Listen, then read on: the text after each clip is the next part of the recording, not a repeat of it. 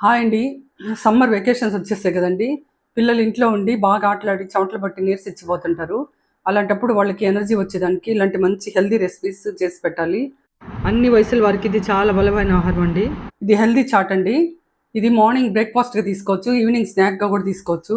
పిల్లలే కాదు పెద్దవాళ్ళు కూడా తీసుకుంటే చాలా మంచిది. ప్రోటీన్ ఎక్కువ ఉంటుంది దీంట్లో. ఇప్పుడు ఈ చాట్ ఎలా ప్రిపేర్ చేయాలో చెప్తాను. ఇలా అందరికి ఇష్టమైన రెసిపీని ఈ విధంగా టేస్టీగా ట్రై చేయండి, ఇంకా చాలా బాగుంటుంది. ఇప్పుడు దీనికోసం శుభ్రంగా కడిగి నైట్ అంతా నానబెట్టిన శనగలు తీసుకోవాలి. ఇవి మినిమం 8 అవర్స్ అన్న నానాలండి. నెక్స్ట్ వీటికి తగిన వాటర్ పోసి కుక్కర్లో మెత్తగా ఉడికించుకోండి. ఫస్ట్ ఆయిల్ కొంచెం వేసుకోవాలండి. 1 టీ స్పూన్ వేసుకుంటే సరిపోద్ది. ఆయిల్ బాగా కాగిన తర్వాత కొంచెం జీలకర్ర వేసాను. ఇందులో ఉల్లిపాయలు కరివేపాకు వేసి పచ్చివాసన పోయే వరకు కొంచెం మట్టుకి వేయించుకోవాలి. ఇప్పుడు మనం ప్రిపేర్ చేసేది చాట్ కాబట్టి ఉల్లిపాయలు ఎక్కువ వేయించకూడదు. ఇప్పుడు 1/2 టీ స్పూన్ కారం, మన టేస్ట్ తగ్గట్టు సాల్ట్ అండి.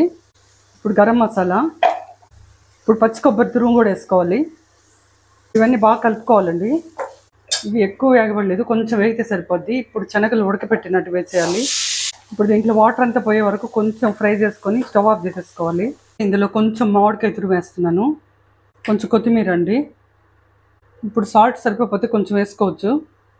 ఈ పులుపు కోసం మామిడికాయ తురుము బదులు నిమ్మకాయ కూడా పిండుకోవచ్చు అండి, మీ ఆప్షన్ అది. ఇప్పుడు చెర్రీ టమాటాలు కొన్ని, దానిమ్మ గింజలు కూడా వేస్తున్నానండి. ఇవి కూడా పులుపు ఉంటుంది, అందువల్ల మామిడికాయ కొంచెం వేసాను నేను. ఇది చాలా బలమైన ఆహారం అండి. బీపీ, షుగర్, హార్ట్ ప్రాబ్లమ్స్ లాంటి ఎన్నో డిసీజ్ ఉండే వాళ్ళు కూడా కంపల్సరీ వాడచ్చు. అంతే అండి, ఎమ్మెకు ఉండే శనగలతో చాట్ రెడీ. ఇది పిల్లలకే కాదు పెద్దవాళ్ళు కూడా చాలా మంచిది, చాలా ఇష్టంగా కూడా తింటారు. కాబట్టి బయట ప్రిపేర్ చేసే అన్హెల్తీ ఫుడ్ కన్నా ఇలాంటివి తీసుకోవడం చాలా బెస్ట్ అండి. ఇప్పుడు ఇది టేస్ట్ చేసి చెప్తానండి ఎలా ఉందని. సమ్మర్ హాలిడేస్లో అంతా ఈ విధంగా టేస్టీగా హెల్తీగా ఫుడ్ ఇవ్వండి పిల్లలకి.